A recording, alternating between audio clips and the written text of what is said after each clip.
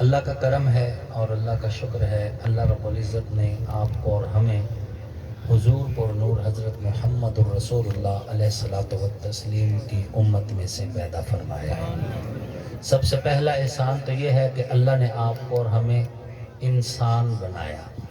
جب اللہ نے آپ کو اور ہمیں انسان بنایا تو ہم اشرف المخلوقات ہو گئے، اور جب اللہ نے ہمیں حضور کی امت میں سے پیدا کیا تو ہم افضل المخلوقات ہو گئے۔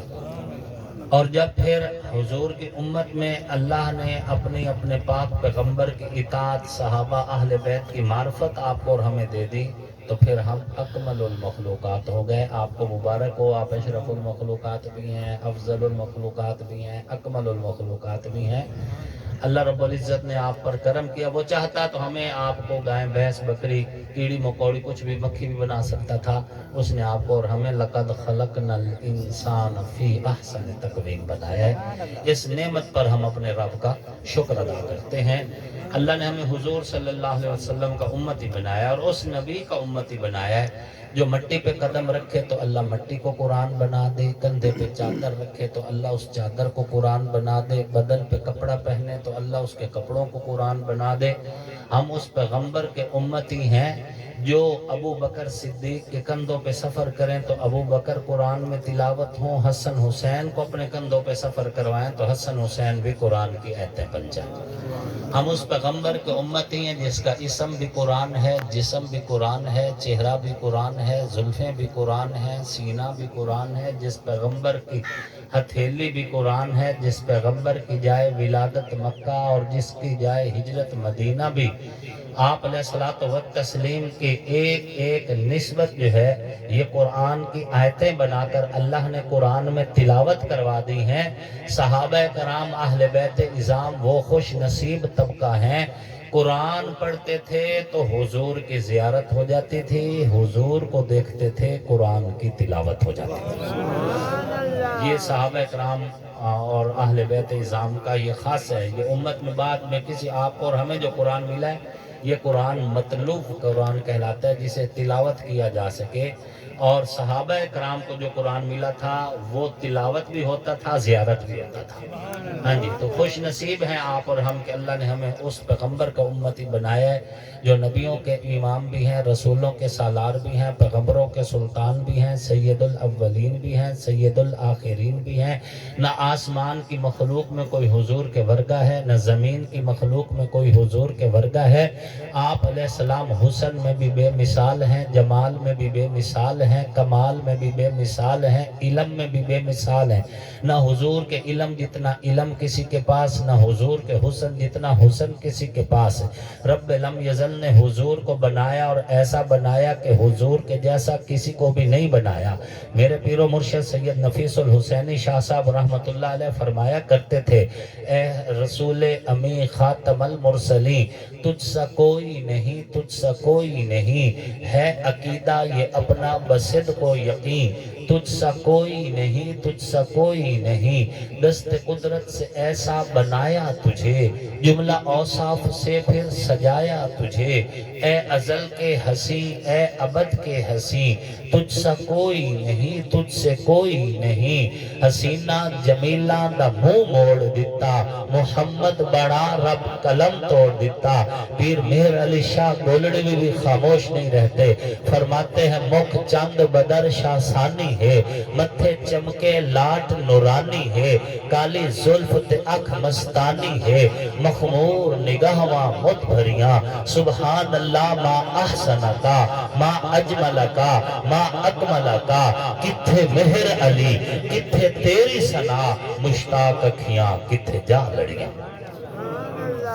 وَأَحْسَنُ مِنْكَ لَمْ تَرَ قَطُّ عَيْنِي وَأَجْمَلُ مِنْكَ لَمْ تَلِدِ النِّسَاءُ خُلِقْتَ مُبَرَّأً مِنْ كُلِّ عَيْبٍ كَأَنَّكَ قَدْ خُلِقْتَ كَمَا تَشَاءُ۔ رخ مصطفیٰ ہے وہ آئینہ کہ اب ایسا دوسرا آئینہ نہ کسی کی بزم خیال میں، نہ دکان آئینہ ساز میں۔ ہم اس پیغمبر کے امتی ہیں۔ اللہ رب العزت کے بعد اس کائنات میں سب سے اونچی ذات محمد الرسول اللہ صلی اللہ علیہ وآلہ وسلم۔ نہ حضور کے جیسا نبیوں میں کوئی، نہ رسولوں میں کوئی، نہ فرشتوں میں کوئی، نہ عرشیوں میں کوئی، نہ فرشیوں میں کوئی۔ یہ ہمارا بڑا واضح صاف اور شفاف عقیدہ ہے، اور ہر مسلمان کا یہی عقیدہ ہے اور ہونا بھی یہی چاہیے۔ حضور سرور کونین سیدی و مرشدی حضرت محمد مصطفیٰ علیہ الصلوۃ والتسلیم اس کائنات میں تشریف لائے۔ آقا کے آنے کی وجہ سے چوروں نے چوریاں چھوڑی، چوکیدار بن گئے، راہزنوں نے راہزنی چھوڑی، راہبر بن گئے۔ بگڑے ہوئے سورے تو حضور کے صدقے، اجڑے ہوئے آباد ہوئے تو حضور کے صدقے۔ ماں کے قدموں میں جنت آئی تو حضور کے صدقے، باپ جنت کا دروازہ بنا تو حضور کے صدقے، مسجد کو وجود ملا حضور کے صدقے، تکبیریں بلند ہوئیں حضور کے صدقے، اذان کی آوازیں ملی حضور کے صدقے، نمازیں ادا ہوئیں حضور کے صدقے، قرآن نازل ہوا حضور کے صدقے، تیرا میرا چہرہ سلامت ہے حضور کے صدقے۔ کل قیامت والے دن تیری اور میری سفارش بھی ہوگی اور بخشش بھی ہوگی، تو وہ بھی صدقہ حضور علیہ السلام کا ہوگا۔ ہم کچھ بھی نہیں ہیں، یہ کائنات اور اس کائنات کی ساری رونقیں کرم خدا کا ہے، صدقہ مصطفیٰ کا ہے، حضور علیہ الصلوۃ والتسلیم کا صدقہ ہے۔ تو یہ کائنات میں جتنا بھی انقلاب آیا یہ حضور کا صدقہ ہے۔ در فشانی نے تیری قطروں کو دریا کر دیا، دل کو روشن کر دیا، آنکھوں کو بینا کر دیا۔ جو نہ تھے خود راہ پر اوروں کے ہادی بن گئے، وہ کیا نظر تھی جس نے مردوں کو مسیحا کر دیا۔ اللہ کا کرم ہے، ہم حضور علیہ السلام کی ہر نسبت کا احترام کرتے ہیں، وہ نسبت حضور کے یارانے کی ہو یا وہ نسبت حضور کے گھرانے کی ہو۔ حضور کا یارانہ بھی ایمان کا معیار ہے اور حضور کا گھرانہ بھی ایمان کا معیار ہے۔ مرضی اللہ اور اس کے رسول کی ہے، جن کو چاہا چادر تطہیر کا سایہ دے دیا، جن کو چاہا گنبد خضرا کا سایہ دے دیا۔ جن کو چادر تطہیر کا سایہ دیا وہ بھی زندہ باد ہے، جن کو گنبد خضرا کا سایہ دیا وہ بھی زندہ باد ہے۔ جن کو اپنے بستر پہ سلایا وہ علی بھی پاک ہے، اور جس کی گود میں سر رکھ کے حضور غار ثور میں خود آرام فرما ہوئے وہ ابو بکر بھی پاک ہے۔ جو نبی کے بستر پہ سویا وہ علی بھی پاک ہے، اور جو ازواج مطہرات تا حیات حضور علیہ السلام کے بستر پہ سوئیں وہ ازواج مطہرات بھی پاک ہیں۔ جن گھروں میں حضور داماد بن کر گئے وہ گھرانے بھی پاک ہیں، جو حضور کے گھروں میں داماد بن کر آئے وہ گھرانے بھی پاک ہیں۔